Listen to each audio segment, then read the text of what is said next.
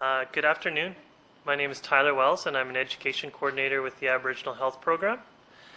I would like to thank you for participating in the Aboriginal Health Program's presentation on traditional parenting as part of our telehealth learning series.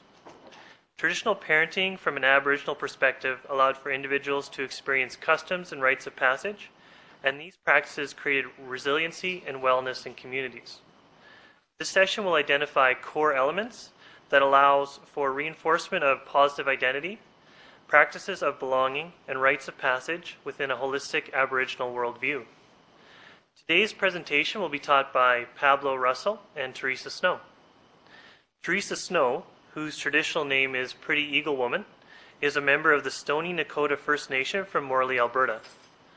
Teresa is a knowledge keeper who's been taught the cultural and traditional ways, allowing her to practice them and to share the teachings so that others can gain awareness and insight.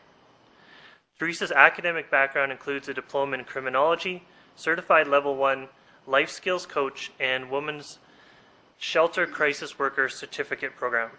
Currently, she works as a life skills coach in the Morley community and has 4 daughters. Camille Pablo Russell is Blackfoot from the Blood tribe. His traditional name is Shooting in the Air, which was given to him by his uncle. Pablo is an elder, respected teacher, traditional healer, sun dancer, and Sundance leader who enjoys sharing his knowledge and teachings with others. Pablo has worked extensively throughout Europe and Canada, leading ceremonies, telling stories, and presenting about his traditional ways. He currently works as a traditional wellness counselor at the Elbow River Healing Lodge, an acute care clinic providing services to Aboriginal patients and families. So just before we begin, I'd like to remind each person in the room, if you have a cell phone, if you could just double check that it is on silent. And the other sites have been force muted, so we will not be able to hear you. If you have any technical issues, please phone VTAC at 310-8822. And with that, I'd like to say thank you again for making time in your busy day for this teaching. And I encourage you to listen deeply and enjoy this opportunity to learn about traditional parenting. So I'd like to hand it off to our first presenter, Pablo Russell.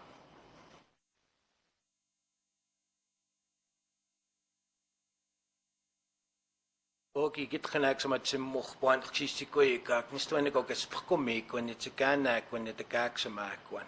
Well, I just want to thank everybody for joining in today's telelearning session. And first of all, I just wanted to let you know that we are very diverse tribes across North America, and we live in different areas. And some of our traditional ways, there are parallels, there's some similarities, and then of course there are some differences. And that's why we have Teresa here to explain more about the bush mountain area, and I'll be doing the prairie part here, the Blackfoot part. So when we talk about traditional parenting, I guess it starts with when the woman knows that she's going to have a child, when she knows that she's pregnant and she's going to have a child. Traditionally, that's when the mothers and the grandmothers come and start talking to her about what to do for the child to develop properly within the womb and outside of the womb. So there are certain things she cannot eat, certain things she needs to do, which is to restrain from stress and anxiety and fear, and also to talk to the child and to sing to the child as it's developing within the womb. And then this first diagram here, you see a spiritual, emotional, mental, and physical. And as you know, as a traditional people, we look at everything holistically, not separate in different areas, but they all relate to each other, and they also affect each other. So on this next one, it's the childhood development. So I spoke a little bit about before it is born. And when it is born, a child's brain development hasn't developed fully. It develops outside of the womb. And this is a very critical time for the child to develop the chemicals, or the brain to extract enough chemicals to sustain itself later on in life. And this is done through love and through affection and eye contact. So from 0 to 4, it's quite critical for the child to be around its mother, and constantly around its mother, constantly held along the mother. And you will see slides later on where the child is always on the mother. And in here we have traditionally what the prairie people would use. Further north they would use moss bags.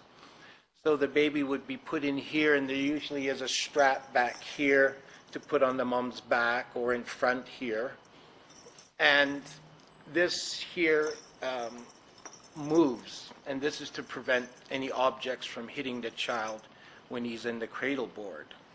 And I know in the wooded area they use moss, for the child when he uses the toilet and stuff. But here we would use sage for the prairie people, because we do not have woods to have moss and stuff. So we would use sage in its stead, and then we would peel this off the stem, so it will just be the leaves, and we would stuff it down there to support the baby. So I'm just going to pass this around in the room here if you want to look at it.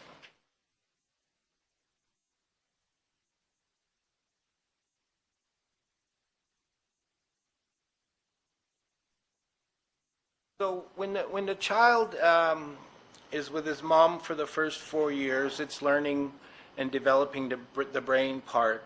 After 4, he's able to walk, comprehend, speak, understand, and of course he's got 1,000 questions. And this is where the grandparents step in, because parents are busy working, doing things, have careers, whatever. The grandparents are usually in the retirement mode, so they have a lot of time for the child to answer the questions, to sit and to talk to the child, telling them stories, the creation stories, where he came from, who's his uncles, who's his cousins. And also in this time, in the traditional way, the parents do not discipline their own children. It's someone else that does that, an uncle or an aunt, or other people. And within our Blackfoot tradition, we have a society. They were called the Ugly Horn Society. And they were kind of dressed a little bit scary, right? So they would come into the teepee and say, okay, I came to get the kids because they don't listen. And then the parents would intervene and say, oh, no, give them a chance, they will listen, and we will talk to them and all that. He says, okay, if they don't, I'm coming back. So every time the child misbehaves, then the parents would say, remember, that guy might come back. So the discipline wasn't on the parents. The child only knew love, affection, and protection from the parents. And then later on in life, it would be an uncle or an aunt to sit and talk to the child when they're doing wrong. And so from 4 to 8 again, the grandparents would create the system to ground them. Creation stories, animals, what to eat, what not to eat, what to watch out for, etc., etc. Who's your relatives, where you come from. They would go with them to ceremonies, so they would be introduced to these ceremonies. There's quite a few different kinds of ceremonies.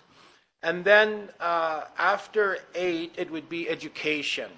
So this would be the time where they would develop their spirituality from 0 to 8. And this is when the education started, and it was with the dad. That's their first hero, the one that they wanted to impress. So, dad would teach them and slowly transition them to becoming more independent. And so the dad would educate them, and they would learn philosophies from their dad. And boys copy their dad. Girls want to marry somebody like their dad. These things never change through time. And then the dad is helping them transition into the next stage, which is teenage life.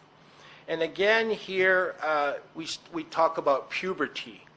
So these 3 steps would happen at 14 when they're going through puberty. So one is a sense of belonging.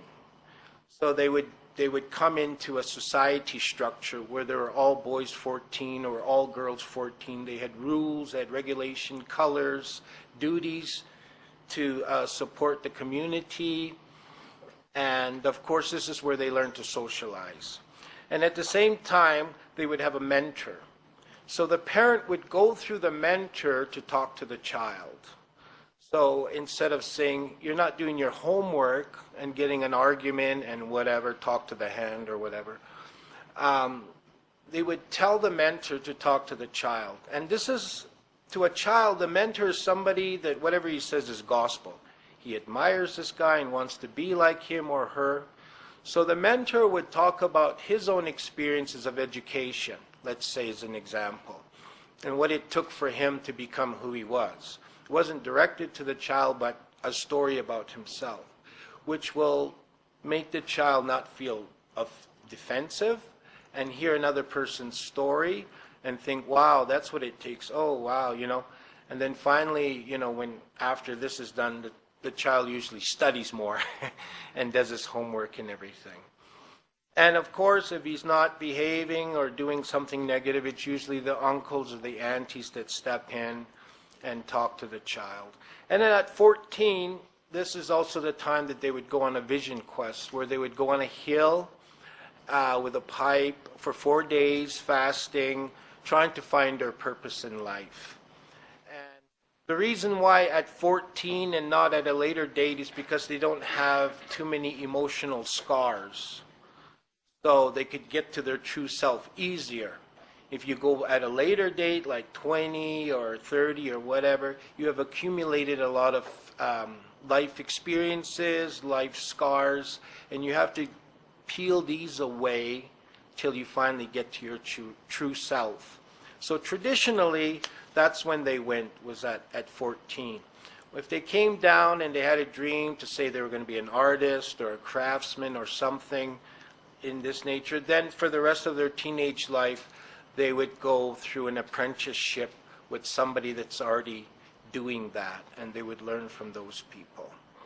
And then, of course, you become an adult, and whatever you experienced as a child, you repeat it then. You copy that. Okay? So these are just some of photos that we picked up to show you how important family was. So this is Crowfoot with all of his children. I believe he had 20 children in his time. And of course they had more than one wife in those days. And needless to say, all these children passed away through smallpox.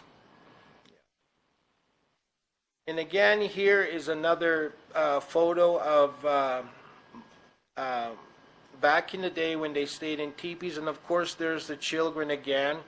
They were the center of Blackfoot life. They were very important because they were the ones that would continue the tribe down the road. And here we see residential school, the beginning of residential school, taking them away from their parents and putting them into a residential school. So they usually went from 4 to 16. So everything I talked about, the mom, the grandparents, that whole system I talked to was erased. So they were not exposed to those traditional systems that I just mentioned earlier. This is an umbilical cord. So when the child was born, they would take the umbilical cord and they would dry it. And they would put it in a pouch. And this they would put onto the child's clothes. So the baby would smell his mom and they wouldn't cry.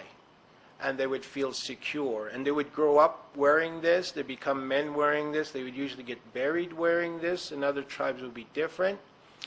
And this, the saying, they were never afraid to die. This is where it comes from, because they always had their mom beside them. So boys are more emotional than girls, so it would be in the front for a boy.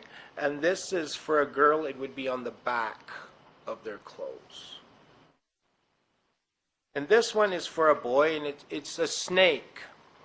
And for a girl, it's a lizard. And I know other tribes it would be different animals. And for us, the Blackfoot, the reason why they use a snake and a lizard is because these two animals don't get sick. So they want to bestow on the child not to get sick. That's why they use these two animals. And again, these are the cradle boards and the moss bags that they would put the child in and have them about their person. And we also have in a teepee, and then now today we put it on a wall. We call it an awapistan. It's a swing. So these would be attached to the wall with a rope, and then they would use a blanket, and then they would put a pillow in there, and then you would rock the baby and swing the baby and sing the baby lullabies. And this was your babysitter when they were small, you know, and you just take them out, change them, feed them, put them back in and swing them. Because the first part of, you know, a baby's time is always sleeping and eating and, you know. And here again we see the mother and the child, and again there's the mom always having the baby around her. And another one here, which is a earlier picture, and again it's the same thing. The mother always has the baby next to her. These are some of the moccasins that they would use. So prairie people, their designs were more geometrical.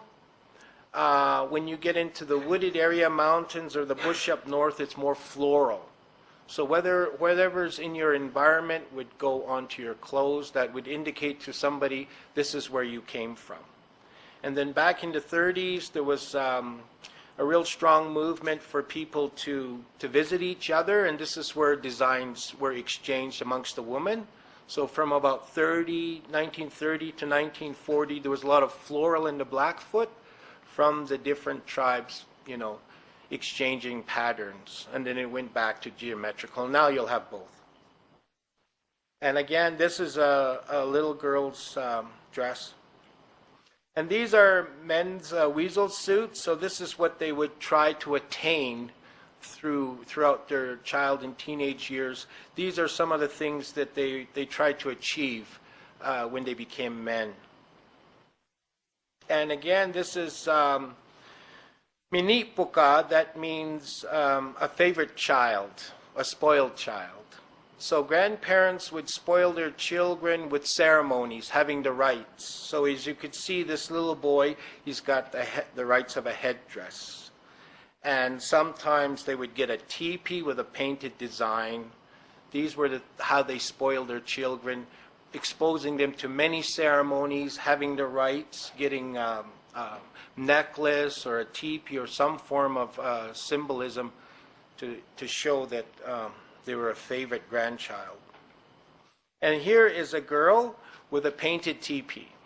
So this would cost a few horses for them to have the rights to have this teepee, and then she just plays in there with her friends. Yeah. So these are again the children at the Sundance, and these are some of the dancers. And for the Blackfoot, it's a prairie chicken dance, imitating the prairie chickens on the prairie. This is a sutsiman. It's a suitcase where they would put food in there.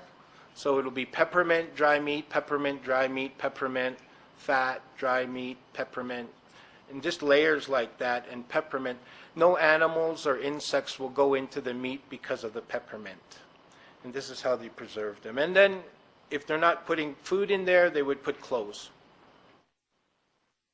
Well, I hope that I was able to share with you a little bit about the Blackfoot culture, and we'll be here to talk more about stuff during the question period. And I want to turn it over to Teresa Snow to talk about the Stony culture. Thank you very much. We're going to have our second presenter today is Teresa Snow. She's going to give a female perspective on traditional parenting from the Stoney Nakoda Nation and a Sioux perspective. Good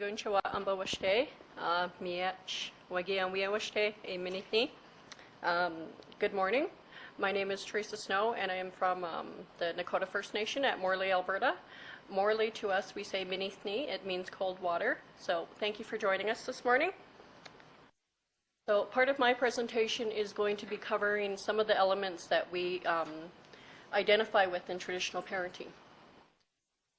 For us, the traditional parenting embedded a holistic aspect, so the mental, spiritual, physical, and emotional.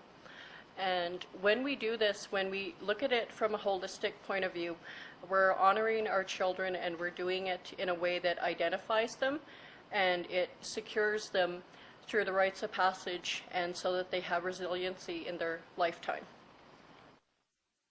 So throughout a human being's lifetime, they would encounter or experience various different rites of passage. So this would even start as the mother is pregnant with the child. When the couple is together, the elders would come to them and speak with them about the roles and responsibilities of being parents, and that it's a lifelong role. And if something should happen to the couple, if they separate, that they still have that responsibility for the child and for the well-being of the child. So when we're doing these rites of passage and all these things a person is experiencing in their lifetime, what we're doing is we're identifying them as a member of that community. We're acknowledging them by identification. So that can come through names, and identifying them as a member of the band, identifying them through kinship, through names, and that is building a self-esteem for them. That's also letting them know what their role is in society. So when I'm out in Morley or different communities and I see relatives, they'll acknowledge me the way I'm related to them. And so for me, that's a good feeling. That reinforces that belonging, but also my role and my responsibility to my family and to my nation. The ceremonies that we would go through or that a human being would encounter is at different points in their life when they're ready. For a baby, when they have their first meal, we would have a ceremony for that. And so we would pick someone who we wanted the child to have the characteristics of, someone that we looked upon, that we respected, that we want to mentor the child. So when we pick this person and we give them an offering to feed the child, we're bestowing upon that intellectual transference to that baby from that elder. Some of the things I wanted to touch on here is the holistic model and the different things that I have found to be integral to the traditional parenting. So for us, the first is the spirituality as the foundation, because when a woman is able to bear children, that is a unique gift. We have a certain name for that, a certain term. She's more powerful because she is able to bring another life into this world. And so understanding that, understanding our creation story, when we're told that, and we can tell that to our children, that gives them an identification of where they're coming from. And when we know where we come from, we have an understanding, a better understanding of where we're going in the future. Also with Indigenous history, when we look at traditional parenting and the ways it's been lost or it's been challenged by historical influence such as residential school, different laws that came into effect, different timelines and dislocation that our people met. So dislocation, when we were placed on reserves, we lost that ability to hunt. Our warriors, our men lost that self-esteem, that ability to provide for us. So when we have an understanding of this and we can explain to our children, they have a better knowledge of who they are and where they're going. With the language, as I had mentioned, the identity and kinship, again, we're identifying them as a member of our tribe, our nation, and also we're doing that honoring for them. We're giving them that honor as recognizing them as a member of our tribe. And again, that's building up their self-esteem. Then they feel better. Then they know they belong to the community. Through storytelling, as Pablo had mentioned, we would tell stories, or how in their culture they have different societies.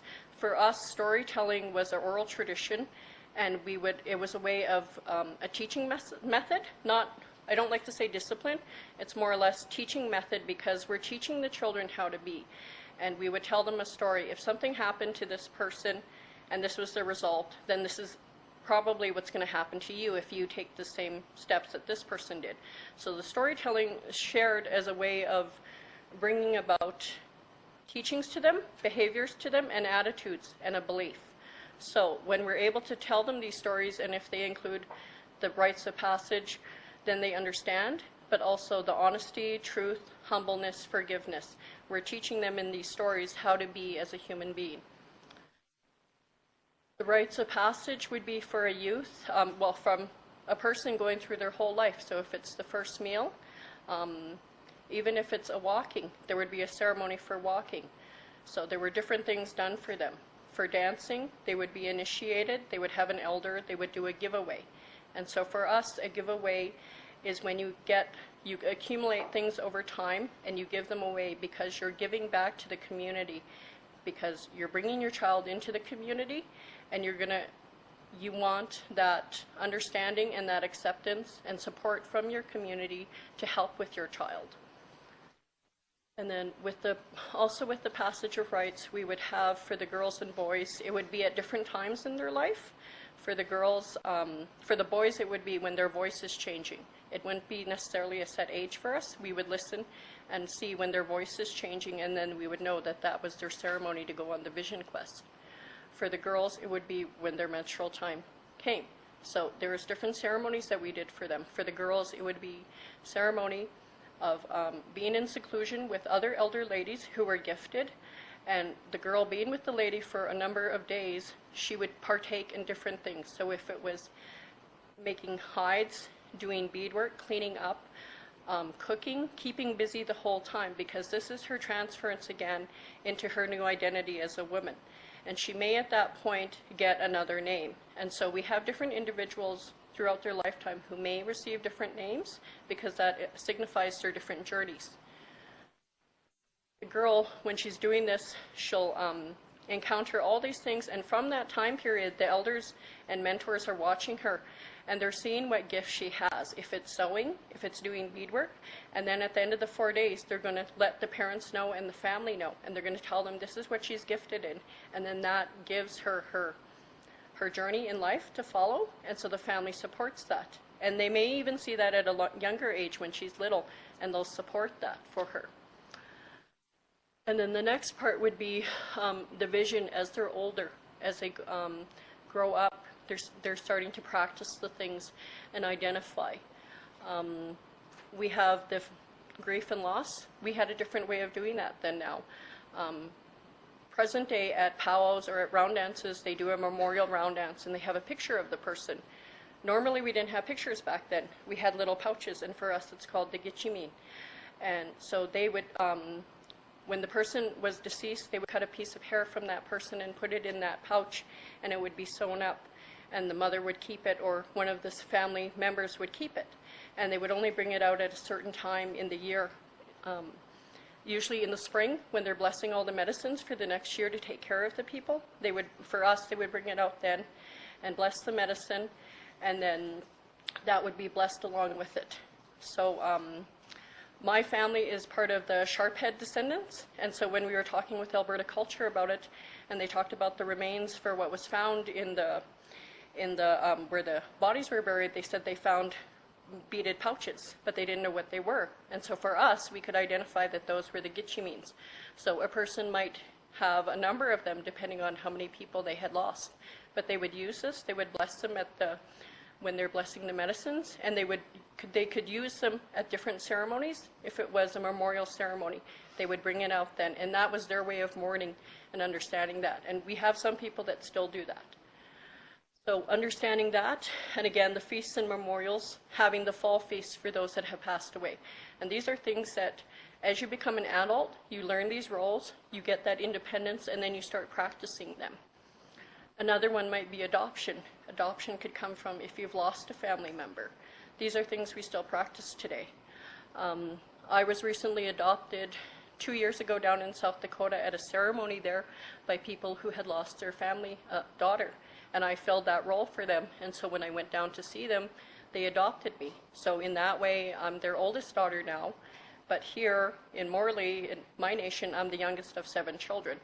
So I have those 2 roles that I need to balance. So the spirituality, the foundation of the Red Road, understanding that what we do encompasses everything. If it's the land, the elements, the animals, and other human beings. And when we know when the roles and the responsibilities of the parents are balanced, and they have that understanding that taking care of the child, supporting the child is a lifelong commitment, that they can do this in a good way, and they have support of the family members and their siblings. Just as Pablo had expressed about the discipline methods for the children, we would have that. I, as a parent, wouldn't normally discipline my daughters. My sisters would come into place and discipline my daughters. They would come do that because we're not breaking that connection between me and the girls, but it would be my sisters coming in and doing that, teaching them that, but still having that connection with them. If I had a son, my brothers would come in and do that. So it would be a man to boy, girl to girl, lady to niece. And then in the spirituality, the identifying and practicing it. So when we identify the infant in their infancy, and if they're gifted with a name or the first meal, we're preparing them. Then when they go into youthhood and they get the rites of passage and they learn what their gifts are, and then they go into adulthood, then they actually practice it. Then they're showing others, they're helping. It's just a fluid, it flows into one another. And when we do that, then they become the elder and they master that. And so that gives them the resiliency to carry on. And the same for the boys. Understanding, learning how to make the bow, that takes a certain amount of time to do that, and patience and education and support to make that bow. And so there's all these different things that we would have had that some still practice today. But again, because of historical interruptions that impacted us, we weren't able to carry that through, and our families weren't able to be connected as before. So again, with the language, the families, the relatives, I think that's a very important part of it, because language, if you listen to different languages, you can feel the energy in that language. So for instance, Italian, I love that movie, Eat, Love, and Pray, because you hear them talking like that. And for us, it's different. It's like that too. We hear it in the songs. In our different languages, you can hear that energy. So the energy from an elder to an elder is different from an elder to a child or a woman to a woman. It's a different type of energy that we're talking with. And when we understand that, we do that as well in ceremonies, in common talk. There's different places for how we do this and how we communicate. And so depending on our gender, our age, and our relation is how somebody would identify us. So if I were to talk to my brothers, it would be a different energy.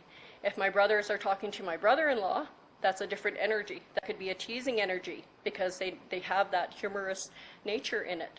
So understanding that, we've lost a lot of that. And so nowadays when we say someone's name, for us we wouldn't normally say that. We would say how they're related to us. When I see my uncle, he calls me niece. And so I get a good feeling from that because he's acknowledging me as his brother's daughter, and he's taking on that role that my late father is gone now, so he understands that and asks me how I'm doing and becomes that role of an uncle and a caregiver. And so as rites of passage, again, you may get a new name and you may carry that name on for a while and have different names. For me, I have 3 different names that I've been given. And so depending on where I'm at, they call me those names. When I go up north, they call me Minithni Wea, which is cold water woman, because that's the name they identify me as. But for me, the name that I was given by the elder in Morley is Wagia Weamusche, which is pretty eagle woman. So it just depends. And so these were things that we practiced and that we gave our kids to, and that just built up their self-esteem again and then provided resiliency for them. So these are some of the different ceremonies that we would go over, and that's not to say that everybody had to do them all, but these were just some of the things that a human being would go through. If it was the name, the honoring, maybe they had done something very achievable in their nation and earned something for that. Also, as I talked about the grief and loss, we had ways of mourning and dealing with that. Also, another one with that would be the cutting of the hair. That was a way to mourn. So for me, in '99, I had lost my son. And so I cut my hair and I stopped dancing, and that's what I gave up as a way of traditional grieving. The memorial feasts, the adoptions, dancing, giveaways, and understanding that it wasn't just us as human beings on this world, that there were other elements involved, other animals, other human beings. And when we did things, it wouldn't necessarily be on this date at this time. It was when it would happen. When we would hear the thunder, we knew this was the time to get ready for this. When the berries were ready, it wasn't a certain day, it was when the berries were ready. We would follow that, and we would teach the kids that, and they would have that understanding. And the traditional parenting, it would come from different people in the community, if it was the aunties and uncles, if it was the grandparents taking on that role, because mom is busy getting the berries ready, getting the pemmican done. The fathers and uncles are out hunting and watching for enemies and different things going on, so then the grandparents would come in and take on that role. So the last part here that we come to is the vision and reclaiming that, and how do we reclaim that? One way is through the cultural camps that we partake in and that we send our children to, where they can learn these teachings, and from it they learn the traditional teachings, the way of smudging, and the way of communication and identifying, and the language and practicing. When we're able to show this all to our children and they can participate in it, then we're helping them to become resilient, and we're teaching them ways to communicate. If, as parents, there's conflict and we're able to communicate in a healthy way, we're showing that to the kids because they model our behavior. So they're understanding that and they're carrying that forth. And so when we have the traditional teaching and we have the knowing the role that the parenthood, that even though the relationship ends, that it still goes on, you're showing your kids how to communicate with the other person, and you're building resiliency in them. You're also showing them how to problem solve and how to do things in a good way and in a helpful way.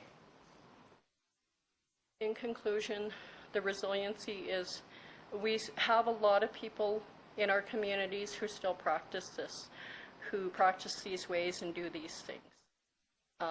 I brought some beadwork there to show.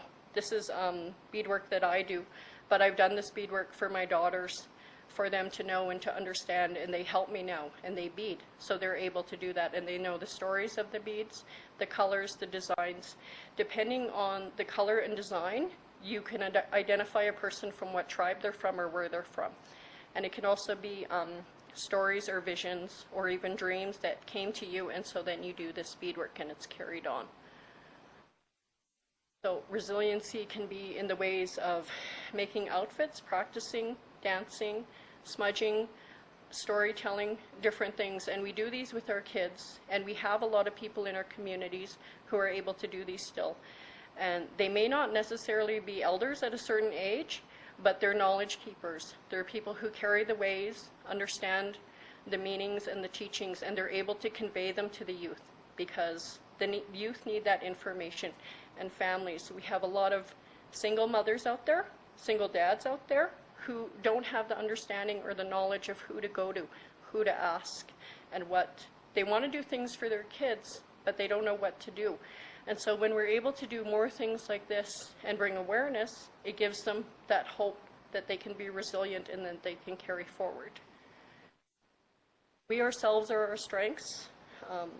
We have the answers, we have the resources in our community for what we can do, and that knowledge we carry, and we need to pass that on to the youth. So when I do my work and do this, my girls help me get ready, and they know I'm going to different places to do this and carry forth knowledge and share it. Because when we carry that knowledge, it's good, but when we give it and we share it with everybody, it just makes everybody more aware. So, Ishnish, thank you. And I think I finished a little bit early, but that's enough time for questions, because Pablo covered a lot of the stuff too that I would have went over. So. Okay, well, thank you very much, Pablo and Teresa. So we're going to have a question and answer period, and there's different ways to ask questions for the session. So we're going to take questions from the audio lines and from the sites, which are going to be unmuted soon. But the first question we'll take is from a text question that has already been sent in. So I'm going to read it, and then we're going to have either Teresa or Pablo come up and answer it. And so Teresa touched on this, I think, just a little bit near the end of her presentation, but it's worth elaborating on. So the question is, hello, I have a question. I work in an organization with many First Nation women who are single with their children. Would you say the absence of the father is affecting the children's development? And what can we do as non-First Nations members to change that or help? So, Teresa or Pablo?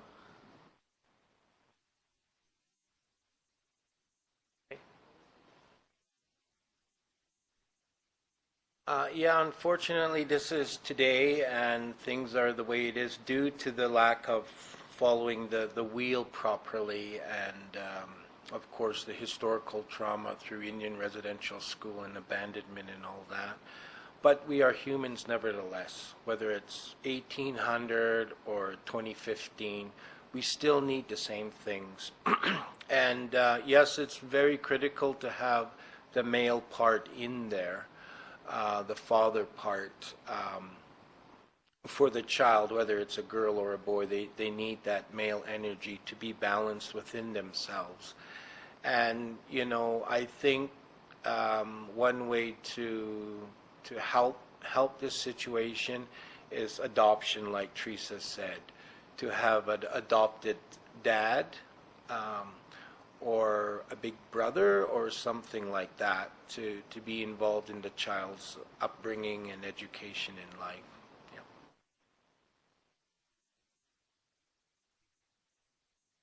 Yeah. Isnish, just in reference to what Pablo had talked about again with the adoption, I think that would be good. So if you wanted to encourage the single mothers in your community or in your organization about that role of the traditional parenting, and that there are other mentors that she can look at to take on this role, and by giving them an offering and talking to them about that this is the absence, and ideally it would be nice to have both parents there, because that supports the child holistically, especially if the child is a male, because a girl, again, as Pablo mentioned, she looks to her dad as the first male figure in her life. So that's very important, because later on, when she grows up, she's going to attribute those same characteristics to her mate, her potential partner.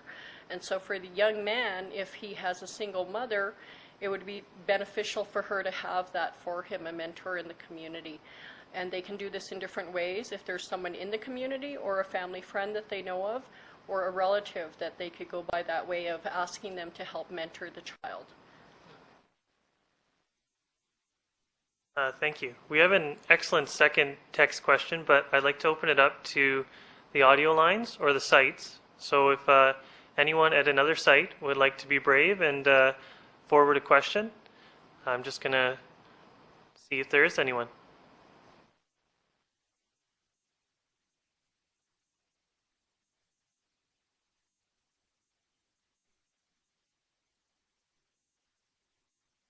Hello? Oh, go ahead. Hi, yes, this question is in regards to what is the process and protocols in regards to making arrangements for a ceremony? That's great.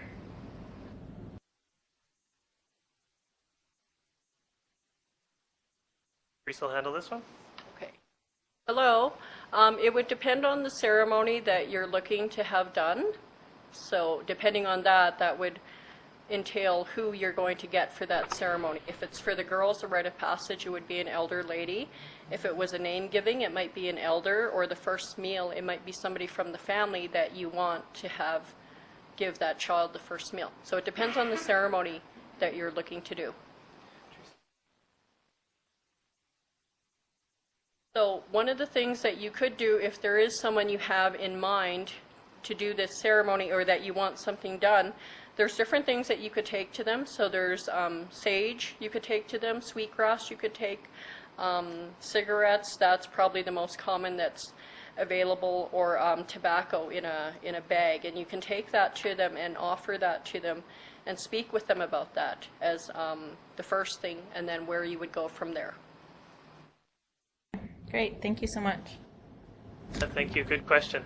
So I'm just going to ask this second one from the text line, and it says, "We have learned a lot about the impact of residential schools over the last few years.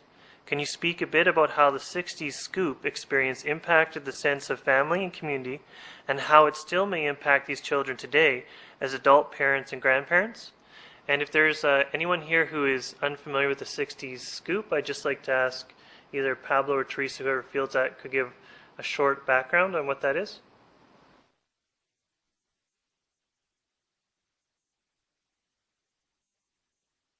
Yeah, that's when Child and Family Services took a lot of Aboriginal children away from their families and put them with non-Aboriginal families. And that was an initiative by the government that happened back in those days. And it just recently stopped, I think back in the 90s. And there was a lot of displaced children that grew up someplace else without their culture. And working at the Elbow River Healing Lodge, I see a lot of these people coming in their 50s and 60s, 40s, that said, I was adopted out. I have no clue about my culture. I'm coming here to find out, where do I begin? Where do I go? Who do I see? And it's quite critical to know where you come from in order to know where you're going. And for these people for anybody to know your root system is very important. And not knowing that, not knowing the traditions and the culture and the protocols, what can you teach your children? You know, how will they learn? You know, so this gap needs to be filled up, because it's not the children's fault that they don't know their culture. It's not the people growing up that are adults now. They don't know what to teach their children because nothing was taught to them. So it's really important that the education and the reintroducing of culture is critical for all ages. Yeah. Thanks, Pablo. So another question from the audio line or site?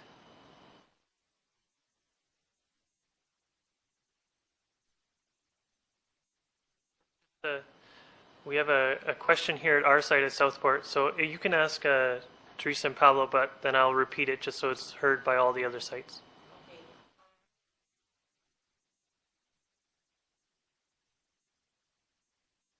There are 10 minutes remaining in this video conference session.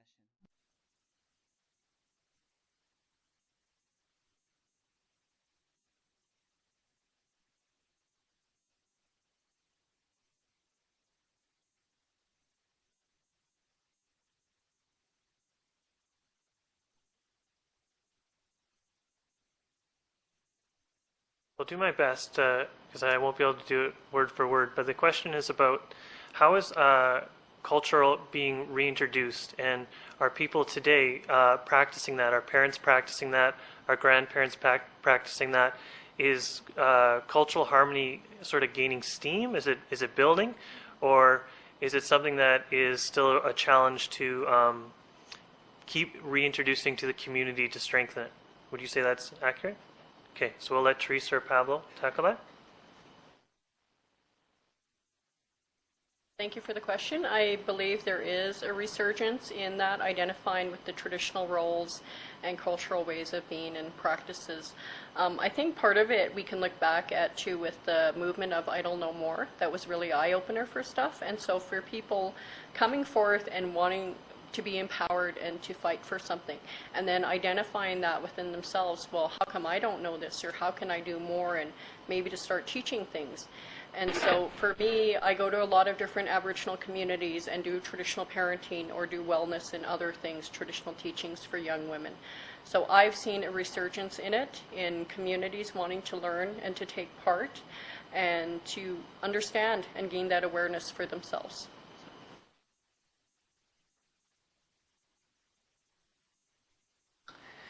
Yeah, they come for an hour consultation. So I always refer them to people in the community that could carry on, and where they can go to learn these things.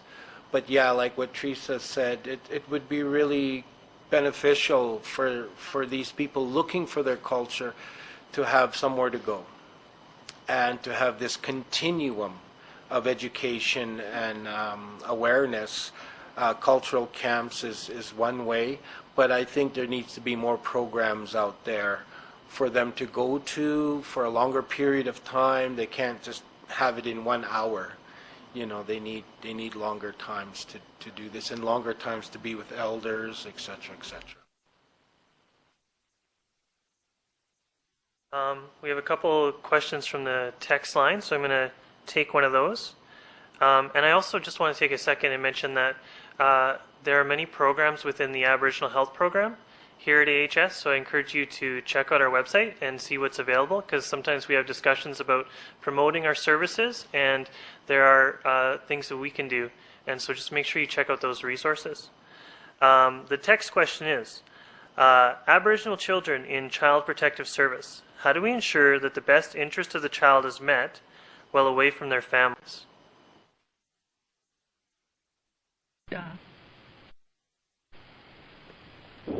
One of the best ways to meet that is to meet the child where they're at, to look at what their supports were, if they were involved in dancing, if they were involved in other cultural activities, if it was praying or smudging.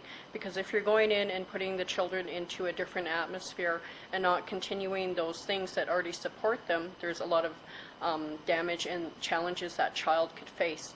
So finding out where the child is at, meeting them at their level and their need, what their needs are, and not taking it on as I think the child should do this, or what you have as a parent or a foster parent thinking that that's going to benefit the child. But having that dialogue with the worker and seeing what could support the child, what are some of the things that were a success for that child, to ensure that they have that continuum of care and support.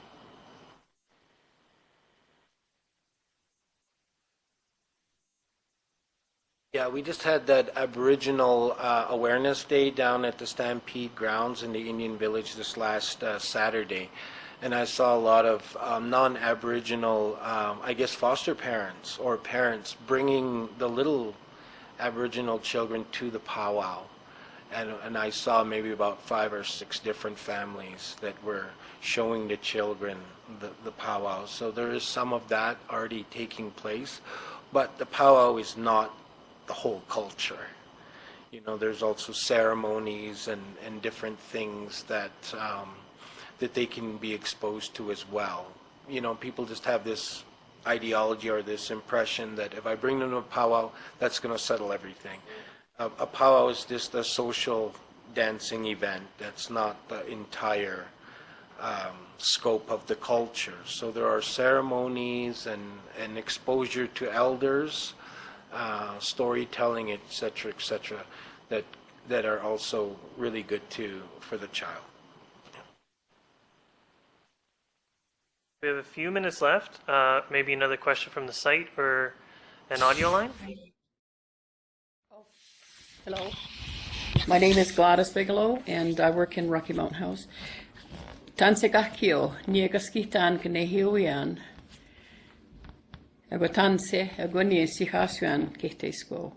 I said hello, everybody. I'm Cree, and my elder's name, not the elder's name, but my name was chosen to me by the elders is Kete Squo since I was a little girl, and I speak Cree. And all I can say in this program that you guys have brought in here, and there is a gap, definitely a gap, with the children that went to the residential school and also the children that were taken in the 60 scoops. There is definitely a gap. And I can't hardly imagine how hard it is for them as they've gotten involved into the modern world, and it is unique, but also we need to have our traditional ways. And anybody that is being taught this holistic model, I encourage you guys to keep doing it, keep going.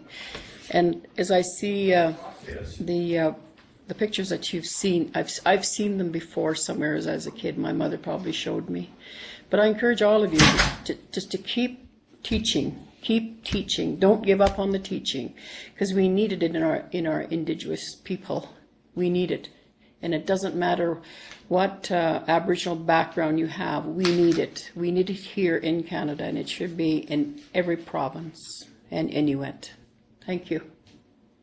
Okay, thank you very much for your comment. One last text question. Was there homosexuality in the culture?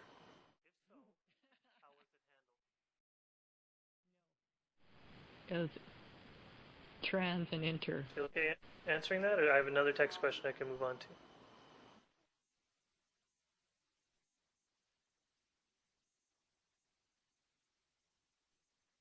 Hi.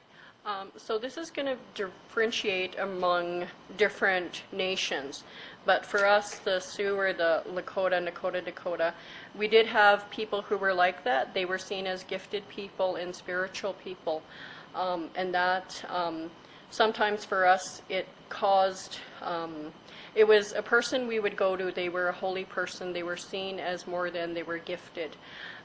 The term two-spirited, for us, we didn't really understand that. For us, that was when the mother was having the baby, because she has her own spirit, and then she has the baby spirit inside her.